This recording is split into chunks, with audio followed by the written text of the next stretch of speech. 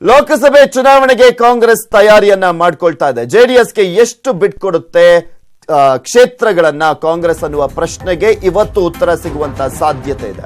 ಅಂತಿಮವಾಗಿ ಕಾಂಗ್ರೆಸ್ಗೆ ಎಷ್ಟು ಕ್ಷೇತ್ರ ಲಭಿಸುತ್ತೆ? ಅಭ್ಯರ್ಥಿಗಳ ಆಯ್ಕೆ ಕುರಿತು ಕಾಂಗ್ರೆಸ್ ಸಭೆ ನಡೀತಾ ಇದೆ ದೆಹಲಿಯಲ್ಲಿ. ಕೆಲವೇ ಕ್ಷಣಗಳಲ್ಲಿ ಎಐಸಿಸಿ ಸ್ಕ್ರೀನಿಂಗ್ ಕಮಿಟಿ ಸಭೆ ಆರಂಭವಾಗುತ್ತೆ. ಅಭ್ಯರ್ಥಿಗಳ ಆಯ್ಕೆ ವಿಚಾರಕ್ಕೆ ಸಂಬಂಧಪಟ್ಟಂತೆ ಮತ್ತು ಒಂದ್ ಕಡೆ ಮೈತ್ರಿ ಪಕ್ಷ ಜೆಡಿಎಸ್ಗೆ ಎಷ್ಟು ಸ್ಥಾನವನ್ನ ಬಿಟ್ಕೊಡ್ಬೇಕು, ಇದೆಲ್ಲದರ ಬಗ್ಗೆನೂ ಕೂಡ ಕಾಂಗ್ರೆಸ್ ಸ್ಕ್ರೀನಿಂಗ್ ಕಮಿಟಿಯಲ್ಲಿ ಇವತ್ತು ಚರ್ಚೆ ಆಗ್ತಾ ಇದೆ.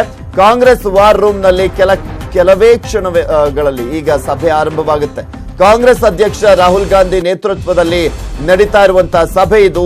ಇನ್ನು ಈ ಒಂದು ಸಭೆಯಲ್ಲಿ ರಾಜ್ಯದ ನಾಯಕರಾದಂತಹ ಕಾಂಗ್ರೆಸ್ ನಾಯಕರಾದಂತಹ ಮಾಜಿ ಸಿಎಂ ಸಿದ್ದರಾಮಯ್ಯನವರು, ಉಪಮುಖ್ಯಮಂತ್ರಿಗಳಾಗಿರುವಂತಹ ಡಾಕ್ಟರ್ ಜಿ ಪರಮೇಶ್ವರ್, ಕೆಪಿಸಿಸಿ ಅಧ್ಯಕ್ಷ ದಿನೇಶ್ ಗುಂಡೂರಾವ್, ಕೆಪಿಸಿಸಿ ಕಾರ್ಯಾಧ್ಯಕ್ಷ ಈಶ್ವರ್ ಖಂಡ್ರೆ, ಮಲ್ಲಿಕಾರ್ಜುನ ಖರ್ಗೆ, ಹಾಗೆ ರಾಜ್ಯ ಕಾಂಗ್ರೆಸ್ನ ಉಸ್ತುವಾರಿ ಕೆಸಿ ವೇಣುಗೋಪಾಲ್ ಭಾಗಿಯಾಗಿದ್ದಾರೆ. ರಾಜ್ಯ ನಾಯಕರೆಲ್ಲ ಸೇರಿ ಸೀಟು ಹಂಚಿಕೆ ಕುರಿತು ಚರ್ಚೆಯನ್ನ ಮಾಡ್ತಿದ್ದಾರೆ. ಎಲ್ಲೆಲ್ಲಿ ನಮ್ಮವ್ರು ಸಿಟ್ಟಿಂಗ್ ಎಂಪಿಗಳಿದ್ದಾರೆ ಆ ಕ್ಷೇತ್ರಗಳನ್ನ ಕೊಡಕೂಡದು ಜೆಡಿಎಸ್ಗೆ. ಜೆಡಿಎಸ್ನವ್ರು ಎರಡಿದಾರಲ್ಲ ಅದನ್ನ ಕೇಳಬಾರ್ದು ಅಂತ ಆಗಿದೆ. ಈಗ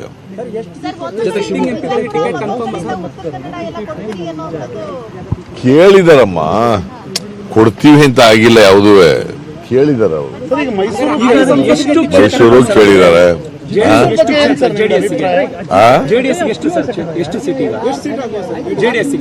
ನಾನು ಹೆಂಗೆ ಹೇಳಿ?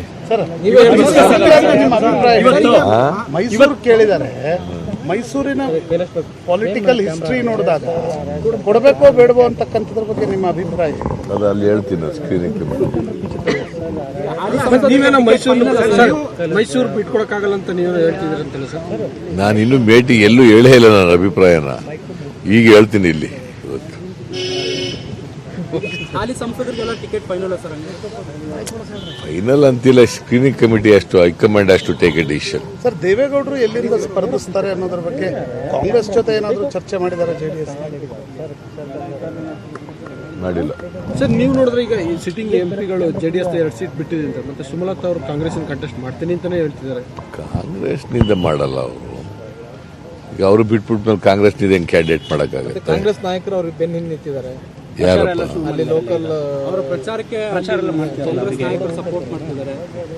ಯಾರು ಮಾಡ್ತಾ ಇಲ್ಲ ಕಾಂಗ್ರೆಸ್ನವರು. ಸರ್, ಹಾಸನದಿಂದ ಎ ಮಂಜು ಅವರು ಬಿಜೆಪಿ ಕ್ಯಾಂಡಿಡೇಟ್ ಆಗ್ತಾರೆ ಅಂತ ಸುದ್ದಿ ಇದೆ ಸರ್.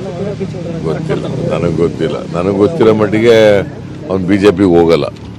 ಎ ಮಂಜು ಸರ್, ನಿನ್ನೆ ಸುಮಲತಾ ಅವರು ಕನ್ವಿನ್ಸ್ ಮಾಡಬೇಕು ಮತ್ತೆ ಮಂಡ್ಯ ಕಾಂಗ್ರೆಸ್ ನಾಯಕರನ್ನ ಮನವೊಲಿಸಬೇಕು ಅನ್ನೋ ಕಾರಣಕ್ಕೆ ಡಿ ಕೆ ಶಿವಕುಮಾರ್ ಅಲ್ಲಿ ಕಾಂಗ್ರೆಸ್ ನಾಯಕರು ಒಂದು ಹೋಗೇ ಇರಲಿಲ್ಲ ಅನ್ನೋ ಮಾತುಗಳು ನಂಗೆ ಗೊತ್ತಿಲ್ಲ. ಅದು ಶಿವಕುಮಾರ್ ಕರೆದಿರೋದು ಗೊತ್ತಿಲ್ಲ, ಇವ್ರು ಹೋಗೋದು ಗೊತ್ತಿಲ್ಲ, ಹೋಗದೇ ಇರೋದು ಗೊತ್ತಿಲ್ಲ. ಸರ್, ಆದ್ರೆ ಕಾಂಗ್ರೆಸ್ ಜೆಡಿಎಸ್ ಮೈತ್ರಿ ಇರುವಾಗ ಜೆಡಿಎಸ್ ನಾಯಕರು ತಮ್ಮ ಮಕ್ಕಳನ್ನ ನಿಲ್ಲಿಸಿ ಗೆಲ್ಲಿಸಿದ್ರೆ ಅದು it will be at the cost of Congress ಅಲ್ವಾ?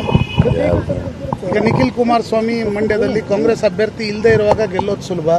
ಅದಕ್ಕೆ ಅವ್ರವ್ರ ಮಕ್ಕಳನ್ನ ನೋಡಪ್ಪ, ಮಂಡ್ಯದಲ್ಲಿ ಅವ್ರದ್ದು ಸಿಟ್ಟಿಂಗ್ ಎಂಪಿ ಇರೋ ಕಾನ್ಸ್ಟಿಟ್ಯೂನ್ಸಿ, ಅವ್ರನ್ನ ಯಾರನ್ನ ಇನ್ನೂ ಕ್ಯಾಂಡಿಡೇಟ್ ಮಾಡ್ತಾರೆ ಅಂತ ನಮಗೆ ಗೊತ್ತಿಲ್ಲ. ಸುಮ್ಮನೆ ಪತ್ರಿಕೆಗಳಲ್ಲಿ ಇವೆಲ್ಲ ಬರ್ತಾ ಇದ್ದಾವೆ. ಮತ್ತೆ ಅವ್ರಿಗೆ ಬಿಟ್ ಕಾನ್ಸ್ಟಿಟ್ಯೂನ್ಸಿಲಿ ನಾವು ಇಂಥವ್ರನ್ನೇ ಕ್ಯಾಂಡಿಡೇಟ್ ಮಾಡಿ ಅಂತ ನಾವು ಹೇಳಕ್ಕಾಗಲ್ಲ ಅಲ್ವಾ? ನಾವು ಬಿಟ್ ಕಾನ್ಸ್ಟಿಟ್ಯೂನ್ಸಿಗಳು ನಮಗೆ ಇಂಥವ್ರನ್ನೇ ಕ್ಯಾಂಡಿಡೇಟ್ ಮಾಡಿ ಅಂತ ಅವ್ರು ಹೇಳಕ್ಕಾಗಲ್ಲ. This is the position. But ಈ ರೀತಿ ಇದು ವಿಪರೀತ ಫ್ಯಾಮಿಲಿ ಪಾಲಿಟಿಕ್ಸ್ ಅಂತ ನಿಮ್ಗೆ ಅನ್ಸೋದಿಲ್ಲ ಸರ್? ಯಾವುದು? ಈಗ ನಿಖಿಲ್ ಅವರಿಗೆ ಟಿಕೆಟ್ ಕೊಡ್ತಾ ಇದ್ರು ಮಂಡ್ಯದಲ್ಲಿ, ಹಾಸನದಿಂದ ರೇವಣ್ಣ ಅವರ ಟಿಕೆಟ್, ಅದು ಅವ್ರ ಪಕ್ಷಕ್ಕೆ ಸೇರುತ್ತೆ. ಮಂಡ್ಯದಲ್ಲಿ ಸುಮಲತಾ ಅವರಿಗೆ ಪ್ರಶ್ನೆ ಏನು ಅಂತಂದ್ರೆ ಮೈತ್ರಿ ಮಾಡ್ಕೊಂಡಿದ್ರೆ ಆದ ಕಾರಣ ಕೇಳಿತ್ತ? ಇಲ್ಲ, ಮೈತ್ರಿ ಮಾಡ್ಕೊಳ್ಳೋದಕ್ಕೂ ಅದಕ್ಕೂ ಸಂಬಂಧ ಇಲ್ಲ. ಅವ್ರ ಪಕ್ಷದ ಬಗ್ಗೆ ನಾವು ಮಾತಾಡಲ್ಲ ಸರ್. ಇದು ಪ್ರಶ್ನೆ ಏನು ಅಂತಂದ್ರೆ ಈ ಇಮೇಜ್ ಅಂದ್ರೆ ಈ ಕುಟುಂಬ ರಾಜಕಾರಣದ ಇಮೇಜ್ ಜೆಡಿಎಸ್ ಮೇಲೆ ಅಷ್ಟೇ ಆಗಲ್ಲ, ಮೈತ್ರಿ ಮೇಲೆ ಆಗುತ್ತೆ, ದುಷ್ಪರಿಣಾಮ ಬೀರುತ್ತೆ ಅಂತ. ಇಲ್ಲ. ಆಮೇಲೆ ಸುಮಲತಾ ಬಗ್ಗೆ ಮೊನ್ನೆ ಕೀಳು ಅಭಿರುಚಿ ಹೇಳಿಕೆ ನೀಡಿರುವಂತದ್ದು ರೇವಣ್ಣ, ನಾನು ಅದು ಸರಿ ಇಲ್ಲ ಅಂತ ಹೇಳಿದ್ದೀನಿ. ನಾನು ಆ ಥರ ಹೇಳಿಕೆ ಕೊಡಬಾರ್ದಾಗಿತ್ತು ಅಂತ. ಸಿದ್ದರಾಮಯ್ಯನವರು ಚಾಮುಂಡೇಶ್ವರಿಯಲ್ಲಿ ಏನು ಅವ್ರಿಗೆ ಸೋಲಾಯಿತು, ಅದರ ಪ್ರತಿಕಾರ ಮಂಡ್ಯದಲ್ಲಿ ತೆಗೆದುಕೊಳ್ತಿದ್ದಾರೆ ಅನ್ನೋದನ್ನು ಬಹಳ ಮಂದಿ ಹೇಳ್ತಾರೆ. ಇವೆಲ್ಲ ನಿಮ್ಮಂತೆ ನಡೆಯಪ್ಪ. ಸಭೆ 12 ಗಂಟೆಗೆ ಪ್ರಾರಂಭ ಆಗ್ತದೆ. ಕರ್ನಾಟಕ ರಾಜ್ಯದಲ್ಲಿ ಏನು ನಮ್ಮ ಸ್ಥಾನ ಹಂಚಿಕೆಗಳ ಬಗ್ಗೆನೂ ಮತ್ತು ಕಾಂಗ್ರೆಸ್ ಪಕ್ಷದ ಅಭ್ಯರ್ಥಿಗಳ ಬಗ್ಗೆ ವಿಶೇಷವಾಗಿ ಚರ್ಚೆ ಆಗ್ತದೆ. ಯಾವ್ಯಾವ ಸೀಟು ಕಾಂಗ್ರೆಸ್ ಪಕ್ಷಕ್ಕೆ ಬರಬಹುದು ಅನ್ನುವಂಥ ಒಂದು ಅಂದಾಜಿನ ಮೇಲೆ ಇವತ್ತು ಚರ್ಚೆ ಆಗ್ತದೆ ಮತ್ತು ಸಂಭಾವ್ಯ ಅಭ್ಯರ್ಥಿಗಳ ಒಂದು ಪಟ್ಟಿ ಇವತ್ತು ಸಿಇಸಿಗೆ ಕಳಿಸಲಾಗ್ತದೆ. ಎಷ್ಟು ಕ್ಷೇತ್ರಗಳದು ಫೈನಲ್ ಆಗ್ತದೆ ಅಂತ ಹೇಳಿ ನಿಖರವಾಗಿ ಹೇಳಲಿಕ್ಕೆ ಆಗೋದಿಲ್ಲ. ಸಭೆಯಲ್ಲಿ ಎಲ್ಲ ಕೂಲಂಕುಷವಾಗಿ ಚರ್ಚೆ ಮಾಡಿ ಒಂದು ಯಾವ್ಯಾವ ಕ್ಷೇತ್ರಗಳ ಒಂದು ಸಂಭಾವ್ಯ ಅಭ್ಯರ್ಥಿಗಳ ಪಟ್ಟಿ ಅಂತಿಮಗೊಳಿಸಬೇಕು ಅಂತೇಳಿ ಹೇಳಿ ಎಲ್ಲ ಹಿರಿಯ ಮುಖಂಡರು ಮತ್ತು ವರಿಷ್ಠರು ಕಾಂಗ್ರೆಸ್ ಹೈಕಮಾಂಡ್ ಕೂಡಿ ತೀರ್ಮಾನ ಮಾಡ್ತಾರೆ. 12 ಗಂಟೆಗೆ ಈಗ ಸ್ಕ್ರೀನಿಂಗ್ ಕಮಿಟಿ ಮೀಟಿಂಗ್ ಇದೆ. ಆ ಸ್ಕ್ರೀನಿಂಗ್ ಕಮಿಟಿಯಲ್ಲಿ ನಮ್ಮ ಶಾಸಕಾಂಗ ಪಕ್ಷದ ನಾಯಕರು ಸಿದ್ದರಾಮಯ್ಯವರು ಹಾಗೂ ದಿನೇಶ್ ಗುಂಡೂರಾವ್ ಅವರು, ಆಮೇಲೆ ನಮ್ಮ ASSC ಪ್ರಧಾನ ಕಾರ್ಯದರ್ಶಿ ವೇಣುಗೋಪಾಲ್ ಅವರು ಹಾಗೂ ಎಲ್ಲ ASSC ಸೆಕ್ರೆಟರೀಸು ಕೂಡ ಭಾಗವಹಿಸ್ತಾರೆ. ಅಲ್ಲಿ ಚರ್ಚೆ ಆಗ್ತದೆ ಯಾವ್ಯಾವ ಸಿಟ್ಟಿಂಗ್ ಸೀಟ್ಸು ಮತ್ತು ಉಳಿದಂಥ 16 ಸೀಟ್ ಮೇಲೆ ಯಾವ ಸೀಟನ್ನು JDSನವ್ರು ಕೇಳಿದ್ದಾರೆ, ನಾವು ಯಾವ್ದು ಬಿಟ್ಕೊಡ್ಬೇಕು, ಎಲ್ಲಿ ನಾವು ಪ್ರಬಲವಾಗಿದ್ದೀವಿ, ಎಲ್ಲಿ ನಾವು ಗೆಲ್ತೀವಿ, ಇದೆಲ್ಲವೂ ಕೂಡ ಚರ್ಚೆ ಆಗ್ತದೆ. ಬಿಜಾಪುರ ಕ್ಲೇಮ್ ಬಗ್ಗೆ ಅಂದರೆ ಅವ್ರಿಗೆ ಏನಾಗಿದೆ, 2 MLAs ಈ ಸಲ ಅವರು ಆರಿಸಿ ಬಂದಿದ್ದಾರೆ ಮತ್ತು 2 ಮತಕ್ಷೇತ್ರದಲ್ಲಿ ಅವರು 2ನೇ ಇದರಲ್ಲಿದ್ದಾರೆ. ಆದರೆ ಬಿಜಾಪುರದ ಇತಿಹಾಸ ತಗೊಂಡಾಗ ನಾವೆಲ್ಲ ನಮ್ಮ ಪಾರ್ಟಿ, ನಮ್ಮ ASSC ಜನರಲ್ ಸೆಕ್ರೆಟರಿ ಅವರಿಗೆ, ಸಿದ್ದರಾಮಯ್ಯ ಅವ್ರಿಗೆ, ದಿನೇಶ್ ಗುಂಡೂರಾವ್ ಅವ್ರಿಗೆ ಎಲ್ಲ ನಾವು ಕೊಟ್ಟಿದ್ದೀವಿ ಸ್ಟ್ಯಾಟಿಸ್ಟಿಕ್ಸು.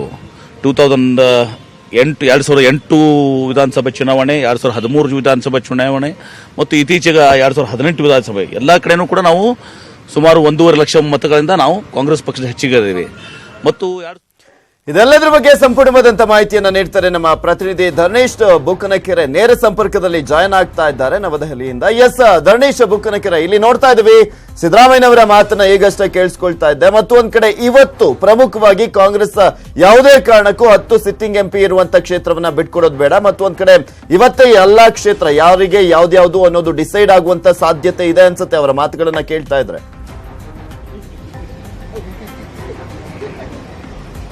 ಪೃಥ್ವಿರಾಜ್, ಕಾಂಗ್ರೆಸ್ ಪಕ್ಷಕ್ಕೆ ಮುಂದಿನ ಈ ಲೋಕಸಭಾ ಚುನಾವಣೆಗೆ ತನ್ನ ಉರಿಯಾಳುಗಳನ್ನ ಅಣಿಗೊಳಿಸಲಿಕ್ಕೆ ಬಹಳ ದೊಡ್ಡ ಸಂಕಷ್ಟ ಆಗಿರುವಂತದ್ದು JDS ಮತ್ತು ಕಾಂಗ್ರೆಸ್ ನಡುವಿನ ಸೀಟು ಹಂಚಿಕೆ ವಿಷಯದಲ್ಲಿ.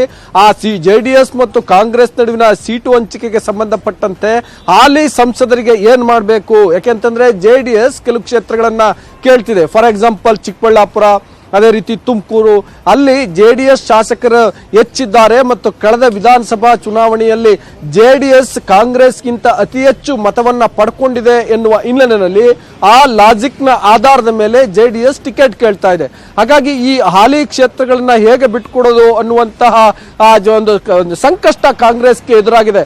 ಅಫ್ಕೋರ್ಸ್ ರಾಯಚೂರನ್ನು ಕೂಡ ಆ ರೀತಿ ಕೇಳ್ತಿದೆ, ಆದ್ರೆ JDS ಕೂಡ ರಾಯಚೂರು ಬಗ್ಗೆ ಅಷ್ಟೇನು ಸೀರಿಯಸ್ ಆಗಿಲ್ಲ. ಕಾಂಗ್ರೆಸ್ ಆ ವಿಷಯದಲ್ಲಿ ಆಲ್ಮೋಸ್ಟ್ ಫರ್ಮ್ ಆಗಿದೆ. ಆದ್ರೆ ಚಿಕ್ಕಬಳ್ಳಾಪುರ ಮತ್ತು ತುಮಕೂರಿನ ವಿಷಯದಲ್ಲಂತೂ ಸಮಸ್ಯೆ ಇದ್ದೇ ಇದೆ. ಹಾಗಾಗಿ ಇವತ್ತು ಮೊದಲಿಗೆ ಹಾಲಿ ಸಂಸದರಿಗೆಲ್ಲ ಟಿಕೆಟ್ ಕೊಡಬೇಕಾ ಬೇಡವಾ ಅನ್ನುವಂತ ಬಗ್ಗೆ ಚರ್ಚೆ ಆಗುತ್ತೆ ಅನ್ನುವಂತ ಸುಳಿವನ್ನ ಈಗಾಗಲೇ ಮಾಜಿ ಮುಖ್ಯಮಂತ್ರಿ ಮತ್ತು ಸಮನ್ವಯ ಸಮಿತಿ ಅಧ್ಯಕ್ಷ ಸಿದ್ದರಾಮಯ್ಯ ನೀಡಿದ್ದಾರೆ.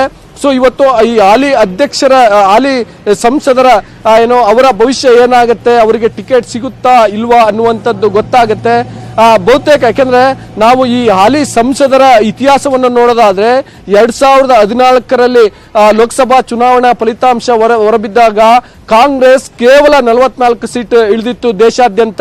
ಆ ಪೈಕಿ 9 ಸ್ಥಾನ ಕರ್ನಾಟಕದಲ್ಲಿ ಬಂದಿದ್ದು. ಸೊ ಅಂತ ಕಡು ಕಷ್ಟ ಕಾಲದಲ್ಲಿ ಆರಿಸಿ ಬಂದಂತವರು ಈ ಎಲ್ಲ ಸಂಸದರು. ಸೊ ಹಾಗಾಗಿ ಈ ಸಂಸದರ ವಿಷಯದಲ್ಲಿ ಕಾಂಗ್ರೆಸ್ ಹೈಕಮಾಂಡ್ ಯಾವ ನಿಲುವನ್ನು ತೆಗೆದುಕೊಳ್ಳುತ್ತೆ ಮತ್ತು ರಾಜ್ಯ ನಾಯಕರು ಯಾವ ರೀತಿ ಅವ್ರ ಬಗ್ಗೆ ಬ್ಯಾಟಿಂಗ್ ಅನ್ನ ಮಾಡ್ತಾರೆ, ಸೊ ಕಾದ್ ನೋಡಬೇಕು. ಇವತ್ತು ಈ ಸ್ಕ್ರೀನಿಂಗ್ ಸಮಿಟಿನಲ್ಲಿ ಈ ವಿಷಯ ಮುಖ್ಯವಾಗಿ ಚರ್ಚೆ ಆಗುತ್ತೆ. ನಂತರ ಸಿಇಸಿಗೆ ಕಳಿಸ್ಕೊಡ್ಲಾಗುತ್ತೆ. ಅವರು ಚುನಾವಣಾ ಸಮಿತಿ ಅಂತಿಮವಾಗಿ ನಿರ್ಧಾರ ಮಾಡುತ್ತೆ. ಪೃಥ್ವಿರಾಜ್.